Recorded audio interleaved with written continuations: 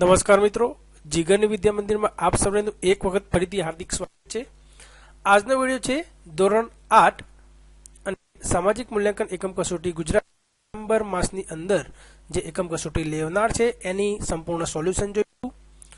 વિડિયોની શરૂઆત કરતા પહેલા જો તમે મારી ચેનલને નવા હો તો ચેનલને સબસ્ક્રાઇબ કરી લેજો અને બાજુને ટચ કરી લેજો, ઓલ બટનને ટચ કરી લેજો જેથી જ આવતા અપડેટ।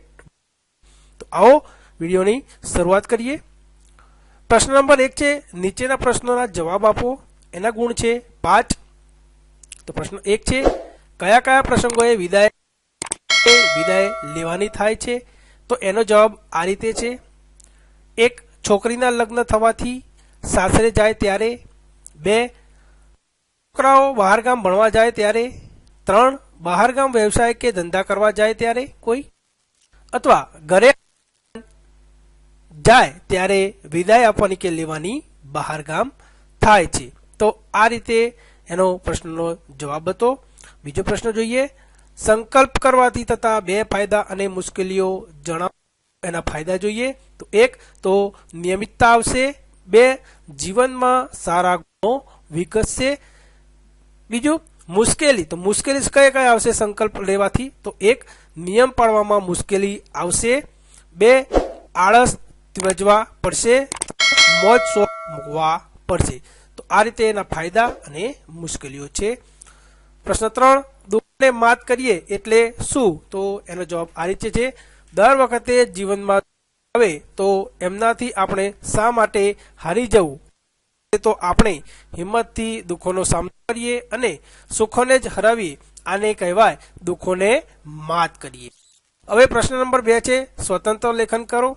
એની અંદર છે તમે આ વખતે કોવિડ-19 ની સ્થિતિમાં દિવાળી કે બેસતા વર્ષ ઉજવણી કેવી રીતે કરી એના 8-10 વાક્યો ફકરો લખવાનો છે।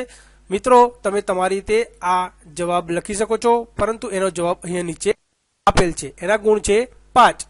તો એનો જવાબ આ રીતે છે। આ મહામારી હોવાને લીધે અમે બહાર ગામ ફરવા ગયા ન હતા અને લોકો સાથે દિવાળી મનાવી હતી। કોરોનાને લીધે બહારથી કઈ લાવ્યા ન હતા। ઘરે મમ્મીએ મીઠાઈ જ ખાધી હતી। ફટાકડા પણ નહોતા ફોડ્યા। ઘરમાં દીવડા પ્રગટાવ્યા હતા અને રંગોળી કરી હતી। બેસતા વર્ષના દિવસે પણ કોઈ સગા વહાલાના ઘરે રૂબરૂ બેસવા ન જતા ફોન અને વિડીયો કોલ કરીને નવા વર્ષના રામ રામ કર્યા હતા।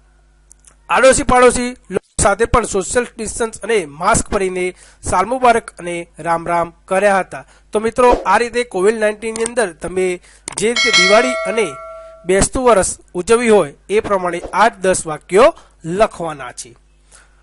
હવે પ્રશ્ન નંબર 3 છે ઉપર તમને કોઠો આપેલો છો એના ઉપરથી તમારે પ્રશ્નના જવાબ લખવાના।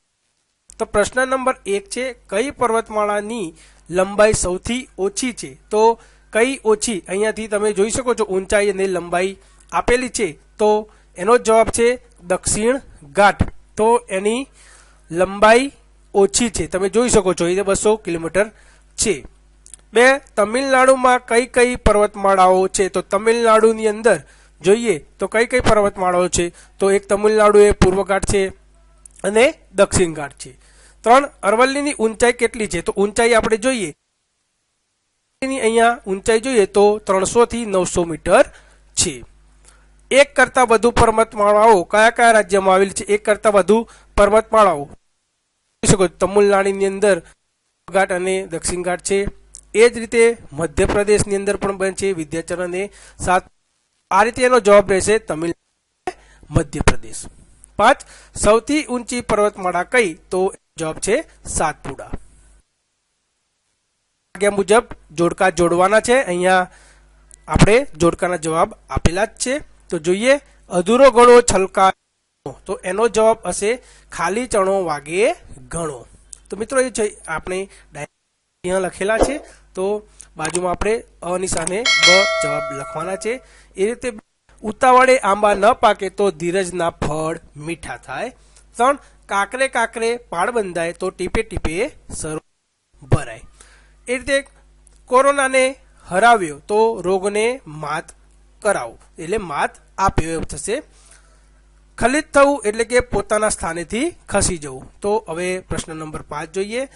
નીચે આપેલા ફકરામાંથી દ્વંદ્વ સમાસના શોધી અને લખો.